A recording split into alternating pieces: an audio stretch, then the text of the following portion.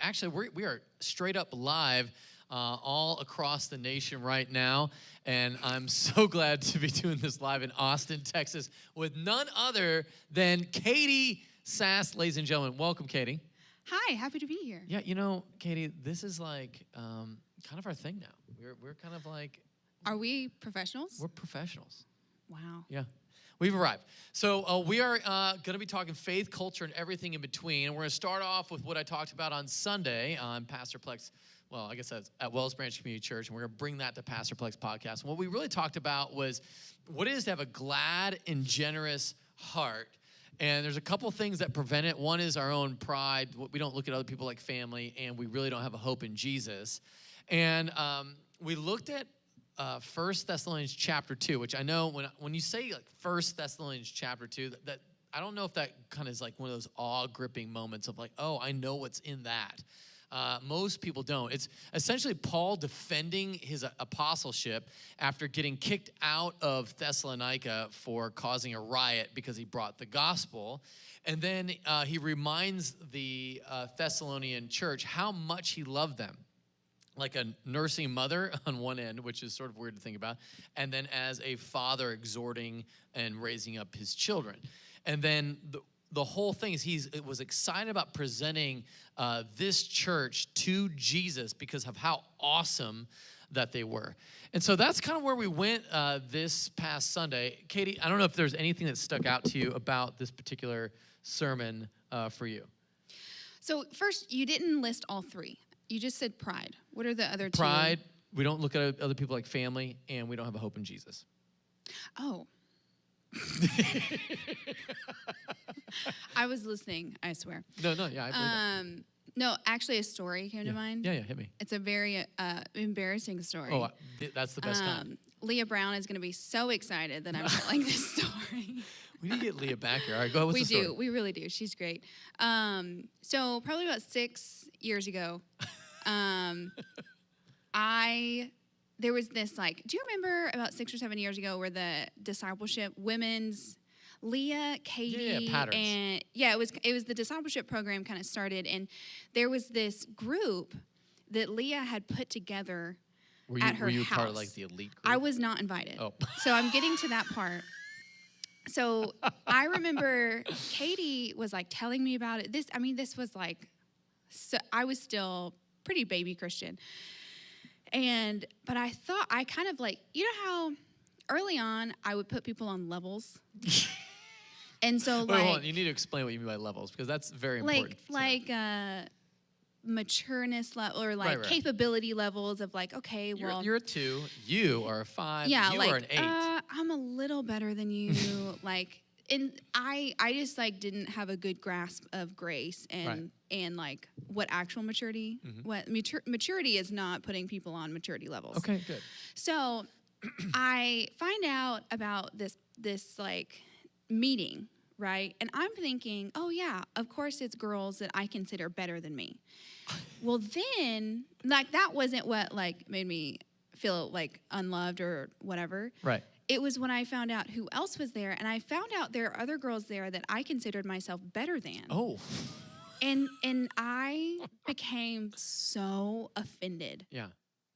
And I was still... When you say how, because this is where I love to get into this because I feel like I encounter offended people a lot, and it's usually because of something I've done. But talk to me about the offense and how you feel on the inside and all that, because it would help me just as a pastor. Well, it's rooted in insecurity. Okay.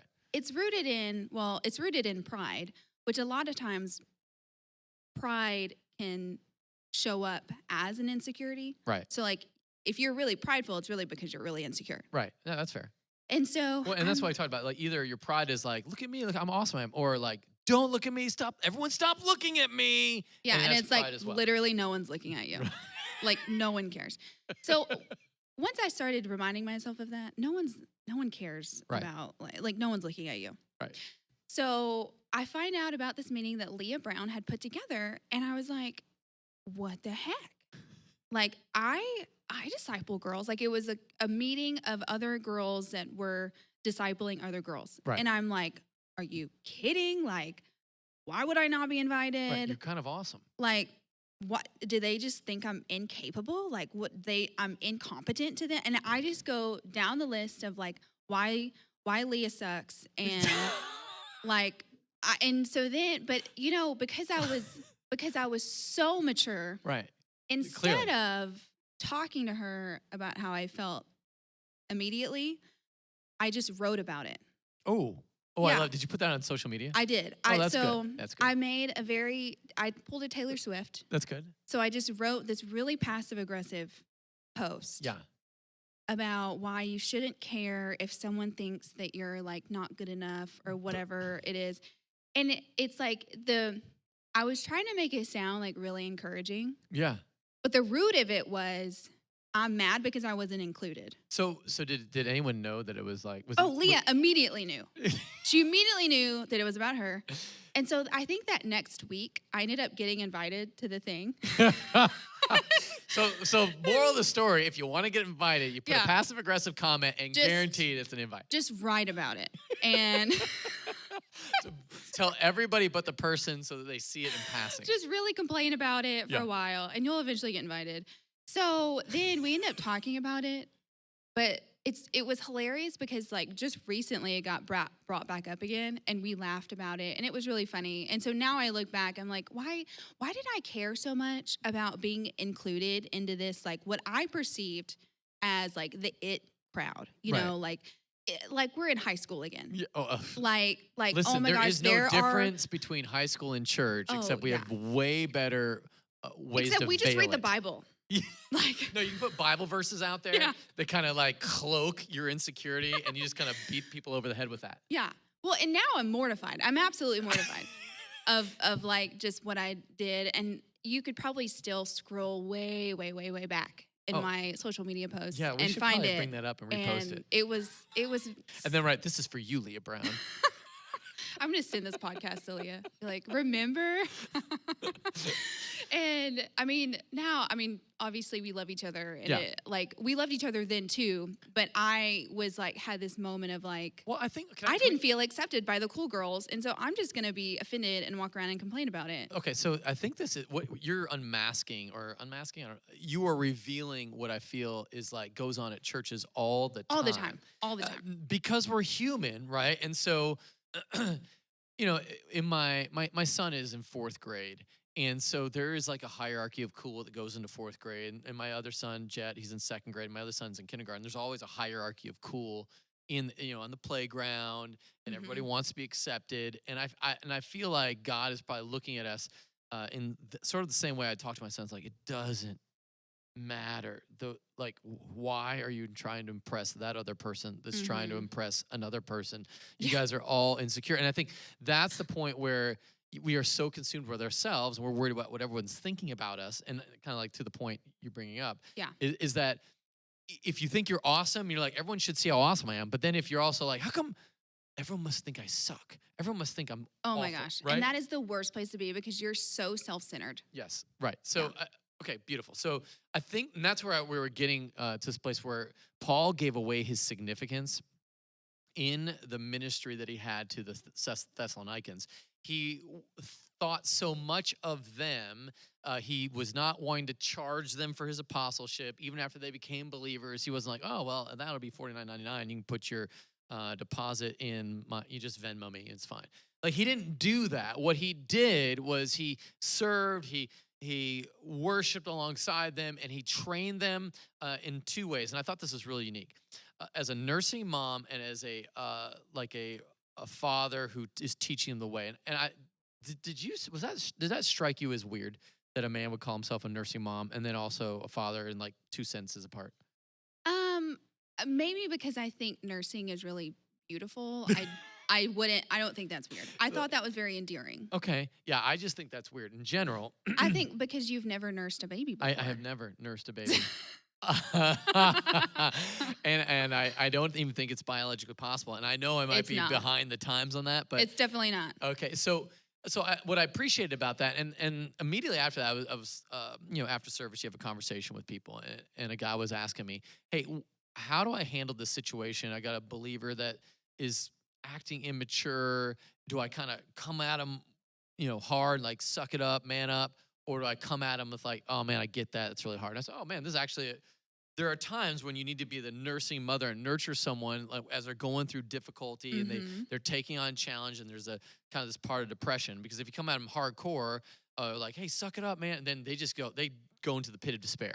Right. And so you're a lot like parenting, huh? It is exactly like parenting, and especially parenting 4 boys, because you don't want to crush kids' emotions, but we don't want to raise whiners. And so, so I felt like with him, I was like, right now you need to be a nursing mom, where you're going to say to this young man, listen, God loves you, and those feelings you have are genuine and real. And Jesus says, come to me, all you who are weary and heavy laden, and I will give you rest. For my yoke is easy, my burden is light. That Matthew 11:28 is always juxtaposed. I think that's the nursing mom, Jesus.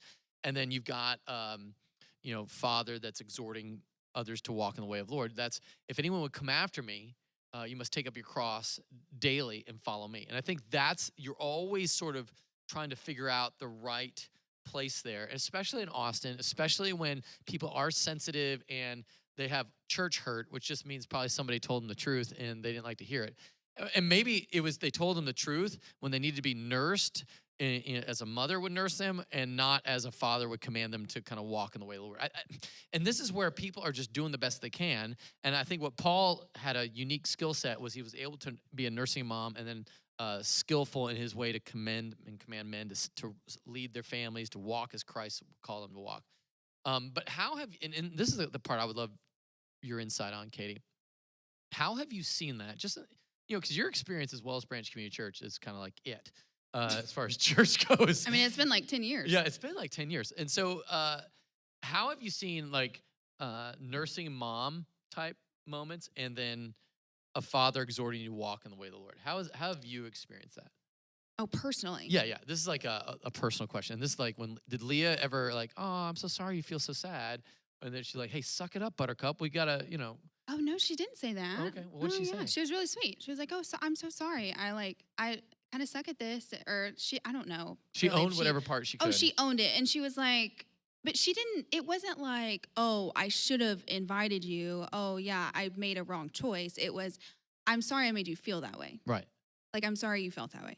So, do you ever feel that's condescending, or do you feel like how appropriate that was? Or like, was like, oh, it was really appropriate. Yeah. Because I needed that. I didn't need her to validate my insecurity.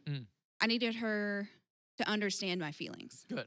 Because there's a difference in validating someone's insecurity and enabling them to live in that insecurity, and then validating their emotions. Right, and I think that's key. There's a difference there. Yeah.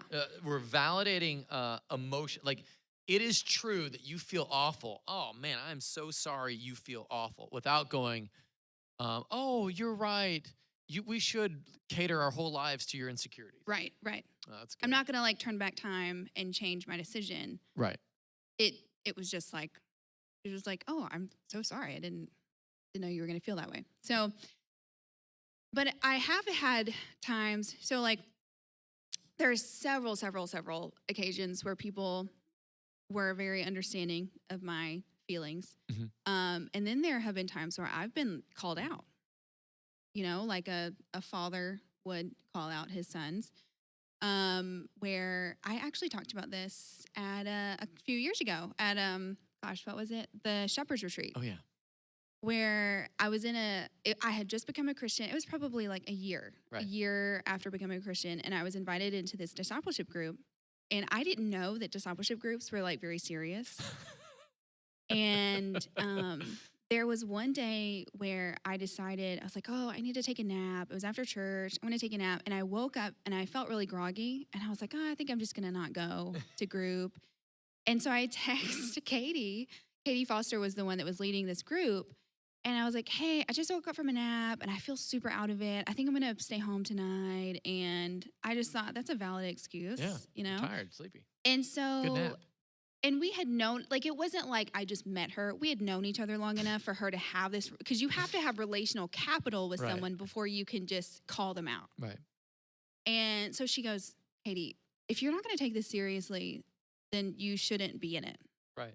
Like, she's like, I'm investing my time in this group, and like, I feel like if you're gonna miss group because you took a nap, then like she's like, I'm not gonna be offended if you don't want to come, but I do want you to like take it seriously. Right.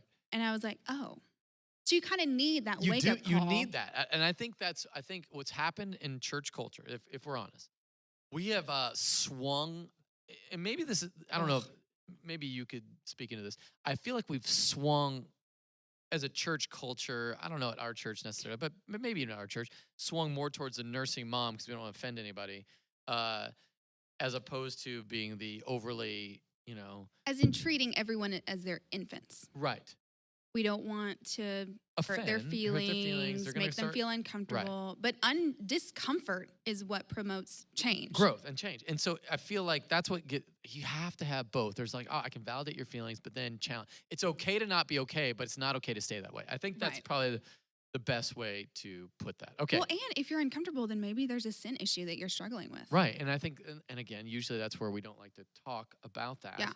And in fact, in we're so afraid of seeming holier than thou that we don't want to talk to other people about their sin. Right. Oh, that's good. Well, and this is one of the questions that was brought up. Said, you said that sleeping with your girlfriend is darkness and homosexuality. Why are those things darkness?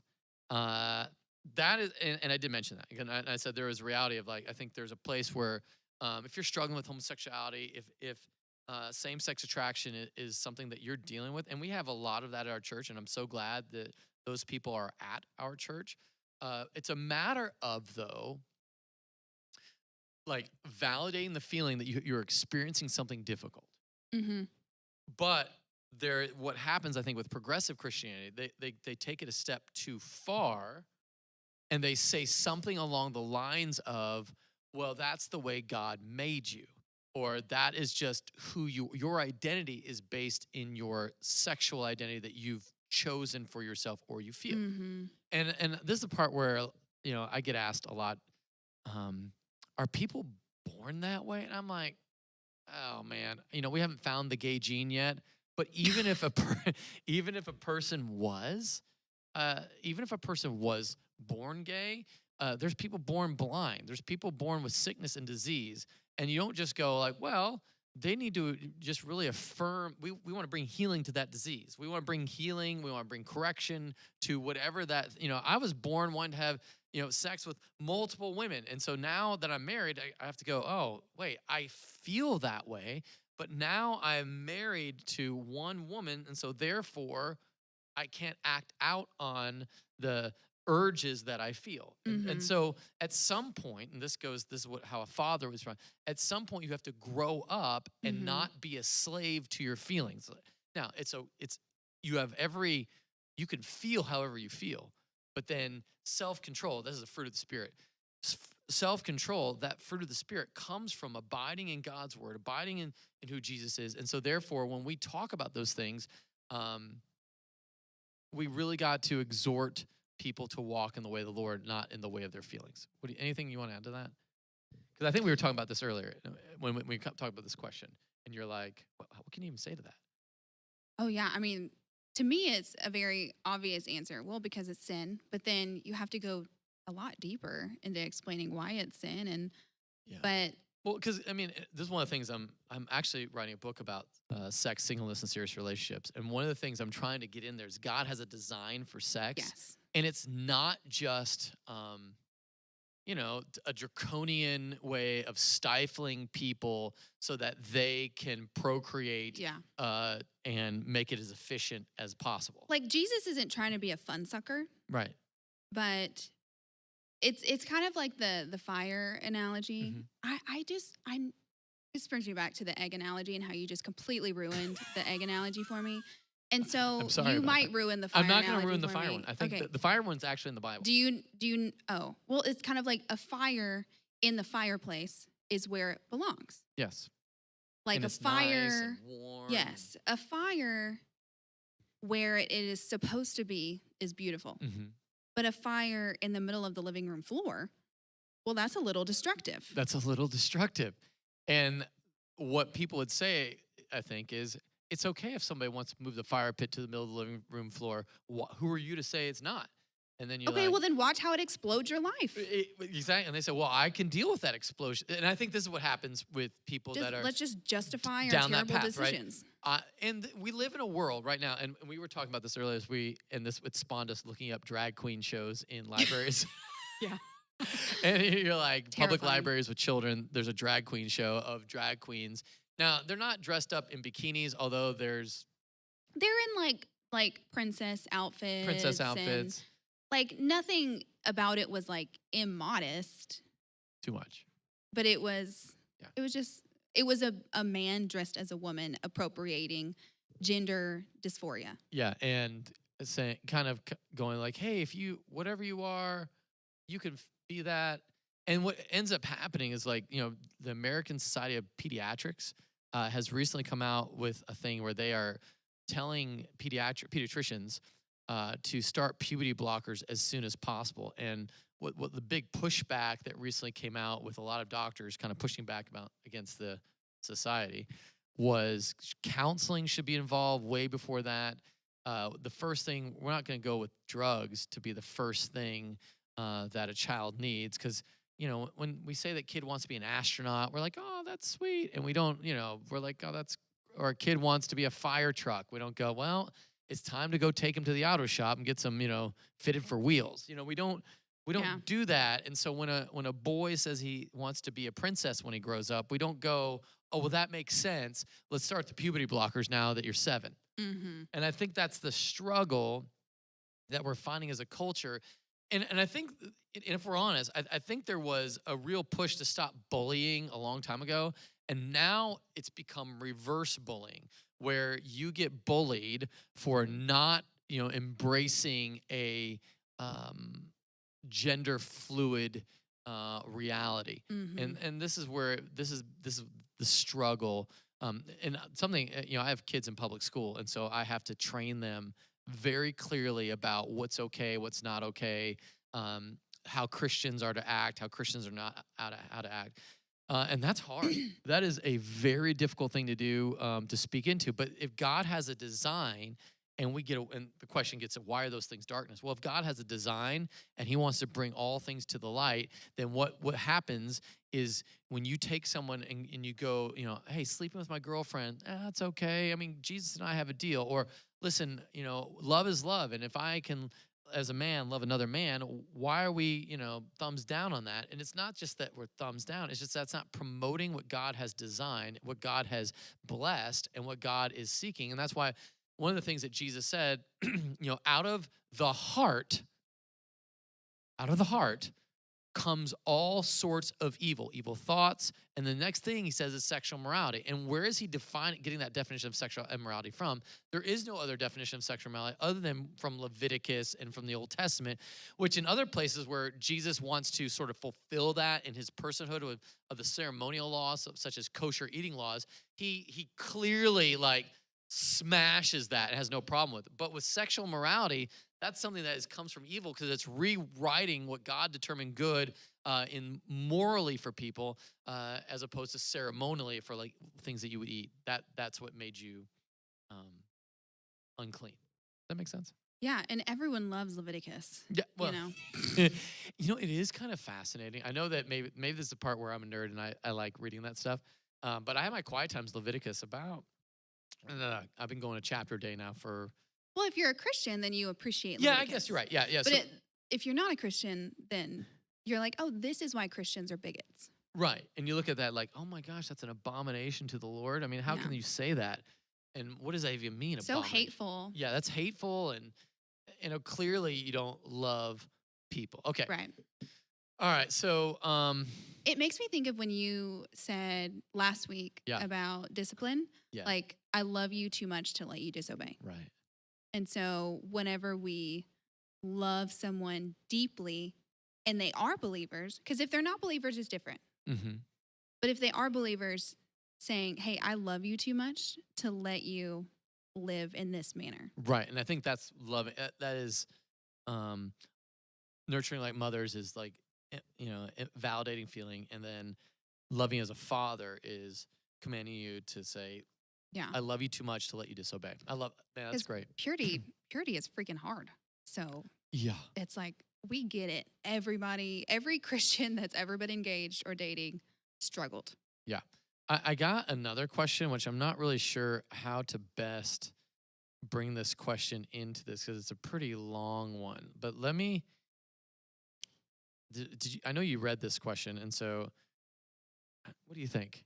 It's Why did you just say I read it? well, you did read it, right? You said it's like a blog, and I'm like, okay, yeah. I didn't read it because it looked like a blog. Okay, let me just see if I can summarize. To add on the man's side of the sermon, excuses are not masculine. When we make excuses, we negate responsibility. This is unattractive. It makes us as men untrustworthy. Our excuses are holding us back from intimacy and connection to be seen and to witness. Okay. No one resonates with a man who doesn't take responsibility and ownership of his actions or his past. Is that true? No one resonates with a man who doesn't take responsibility and ownership of his actions or his past. Yeah, I could, like, you're not going like, Resonates like like I don't relates think to? maybe respects. I do think a lot of people do that. So Well, I think, because I think that's a lot of men would relate to yeah, that. I think a lot of men do relate to that. But it's not respectable. Right, not respect. I think that's probably what this person means. So many of us as men are so fearful to own our mistakes, the pain we've caused others, and shame, and even our dreams. We're fearful because we carry deep embarrassment about who we are or who we have been. Maybe they were shamed as a young child. Yeah, and I think that there is a lot of truth. If this is one of the things I was trying to bring up on Sunday, and maybe you can help me unpack this a little bit better because I tried this and I realized, ooh, I'm not unpacking this very well. But if you've had a poor family upbringing, meaning you didn't see a father loving but correcting, a mother nurturing and submitting, and you didn't have you didn't have a traditional family upbringing where you saw healthy you didn't see conflict worked out. Okay, so let's say you had a mom that was overly controlling. Mm-hmm. And so what happens in marriages now, if a woman like gets frustrated in the marriage and she like says something, mean or disrespectful, what can happen for that man? He doesn't go, oh, that's a one-off. That's just who she is. And I got to stop it. So the man then comes down draconian style. You will not talk to me like that. And now we've got like, now, and then she's triggered because she had an overbearing dad. She's like, I promised myself I would never have that overbearing dad. And so she's like, she's gonna put an end to that. And she's like, oh yeah, we're gonna go toe to toe. And so all of a sudden you have a battle royal, Fortnite style, of everyone breaking out the weapons at their disposal of cheap shots and satire and converse. And so all of a sudden we're now arguing about the argument because of the way it was presented and because it triggered something from our past. And I think that's when you only have a negative example of family, your natural reaction is to be triggered by just about everything your spouse does that isn't perfect. And have you noticed that, seen that? Can you validate that, or am I just off a rail here? Well, I think I'm just trying to swallow everything that you said. Well, it's kind of like this. So let's just walk through your. We can use my marriage. So tell me about your family growing up. Well, I would whenever you mention like submitting, like seeing my mom submit. Yeah. I think my mom almost submitted so much to a point where she lost herself. Right. To where that then when she is like, I want to feel like myself, I want to have fun, I want to, live my life. That's when the affair happened. And because my dad was so controlling, he was so busy just not paying attention to her, but hoping she would do what he wanted her to do. Okay. So, all right, that's a good example. So like he didn't invest in like the relationship. I guess I feel okay. kind How of about bad for so? saying this, If Ryan ever said, "Hey, we need to stop spending money in this area," would that sort of resort to, "Oh, I don't want you to be like my dad"? There could be a tendency to kind of go there. No, because I think I've seen where that's maybe early on. Because I think because you've been married now, how long are you guys married? 6.5 years. Yeah, so you're kind of beyond some of that. But early on, was there any resistance towards like any sort of leadership that Ryan would give to you? Or no, you're like no, because I think I was so afraid. I had so many. Well, I still do, but I had so many issues when we first got married that I was so afraid of being left to where I just Oh, okay. I was like super submissive, like tried to not have a strong opinion about Okay. things that he wanted to Well, do. that sort of changed. That did change. So let's go to that. You were the super submissive. Why? Out of fear, which was what? The fear of Being left. And where did you see that in your family? My dad. Yeah. So okay. So you kind of took on the same sort of. So the triggering thing for you wasn't a reaction against Ryan. It was like something to do for yourself, so that I don't lose him, because clearly he doesn't really want to be with me. Yeah.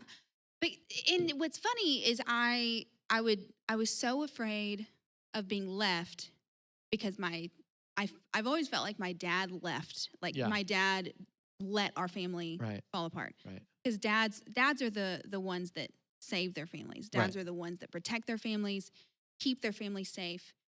And so when I kind of saw him not really be the dad that I needed him to be. But then when I was in fight or flight mode, whenever we'd get into fights, I resorted to my mom when Right. my mom would leave the house. Right. And so I'm like, there was one day Ryan had me like guarding the door because he's like, stop trying to leave. Like I was like, nope, I can't be here. I'm leaving. Like she would just leave and park on the end of the road. And so Yeah. So so that's to the point. So there's within us. There's like, I don't want to get into over psychological babble, but I do want to point out that the way that you were raised has a lot to do with the way you Yes. interact. And so if all you've seen is negative interaction, you don't know what healthy looks like. Mhm. And so what might be a behavioral bad decision by a husband or a wife becomes like a character assassination, and you Yes. want to run away or fight them, or like, I'm going to put an end to this, as opposed Yeah. to go, hey, that really hurt me. Like when you said that hurt me. Like that's what Yeah. a normal person would do. But if you've been hurt a lot, then you go post about it on Facebook and about. Hey, we all grow. Right. Okay? No, but I Yeah. guess that's my point. It's like, Ryan and I had to really dissect all these issues. did you ever have like a fight with your husband via social media? Like, just in case you were wondering how, like one of those after a fight? No, you at least kind of had that. Your baseline was, don't post my fights on social media. Oh, I posted all of our fights on social media. That was like Therapeutic. that was how I processed it. Okay, no, that's fair. All right, that's fair. And Ryan was okay. I think it helped his pride a little bit Yeah, to well, like have a wife that just, let me tell you everyone about our fight and what I learned from it. But he's great. yeah, we had to, because of course everyone has childhood baggage. Everyone has stuff they have to work through. And so we had to grow a lot in that because but it's his issue. Your spouse's issues are going to be, naturally so different from yours. And Right. so you just work through them. Yeah. Okay. Well, I feel like that's kind of the piece here. That's why we need correction in our life, because I think on one side of it, there's a lot of nurturing that can happen. I think in churches are great at that. We're great at comfort. We can kind of point to hope in Jesus, but I think there is the real reality of what we need is some father figures in our lives. And if I'm honest, there just aren't a lot of men who are older. We need more gray hairs that are willing to go, hey, I see the potential in you, and I love you enough to put the fire out. Yeah. And I think that there's a real call for that. So, can you read that question? Yeah. There was something that really struck me. Struck you? Is striked, not struck? Striked is kind of struck. Struck. Yeah. Okay. Yeah, whatever. Oh, thanks. Public schools. Thanks. Sorry. Listen, Well, I grew up in one, and I'm the same way. So he mentioned, I'm assuming this is a man. Okay. Yeah. Because he's in it, he said, us as men feel this way. Right. But he talked about like experiencing shame in like, what Right was here. it? Not wanting to. The pain we've caused and our shame. So many of us are so fearful of our own mistakes, the pain we've caused others, our shame, and even our dreams. We're fearful we carry deep embarrassment about who we are or who we have been. So many of us have grown up in abusive, absent, or repressive households, not knowing how to emote, how to express, have lost our sense of self, and therefore have cultivated a gnawing frustration of life that is projected outwardly. Having controlling or even enmeshed parents, we have diffused ourselves of our own responsibility. In other words, that's a lot of jargon for we have parents so involved in our lives, we don't feel responsibility for anything. Wanting others in some way to save us or take away our pain. And if not another, then pornography, sex, drugs, excessive achievement, wealth, status, and any addiction that validates us and distracts us from unaddressed pain. We haven't known how to help ourselves, and as a result, we have either retreated, we've either retreated from the world in compounded shame and meekness, or lashed out in leaky aggression and blame with no connection to the actual healing that really needs to transpire. So 2 things come to mind. Hit me. Number one.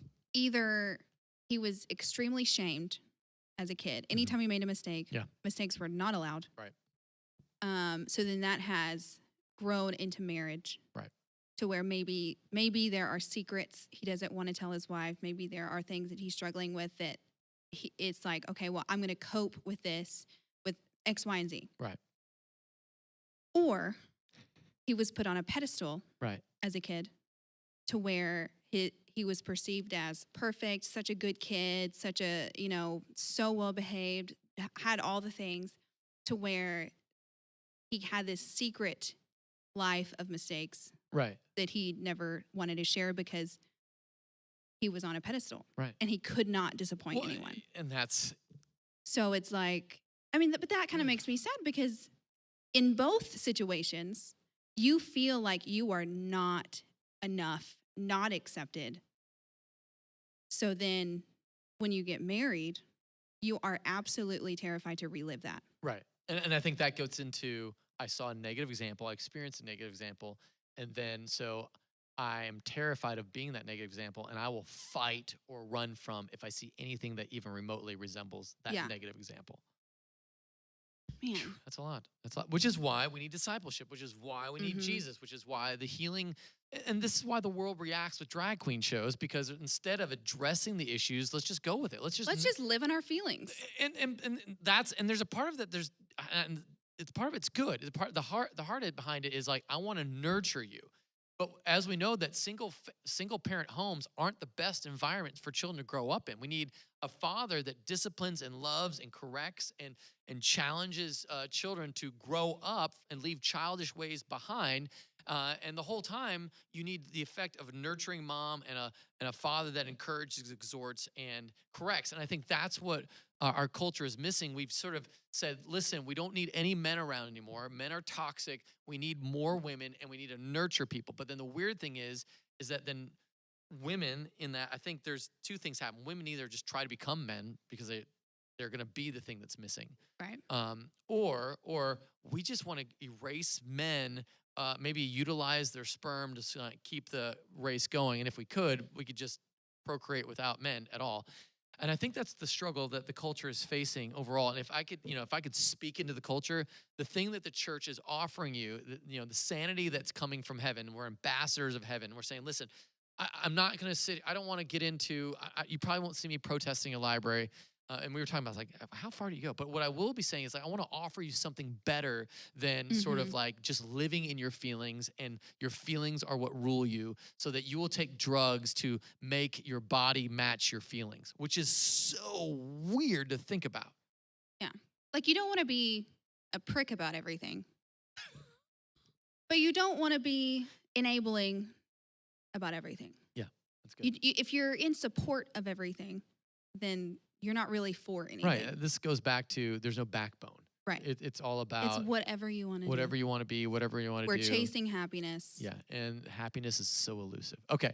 I feel like we've nailed it for this episode. I really thank everyone who's joined us live online. So make sure you can leave a comment in anywhere you're streaming. We would love to follow up with you there, or go to pastorpleck.com or text us at 737-231-0605.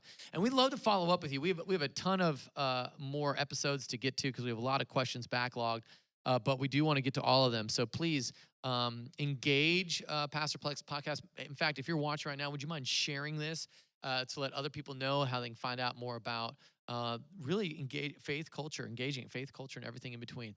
Thanks so much for watching, and have an awesome week of worship.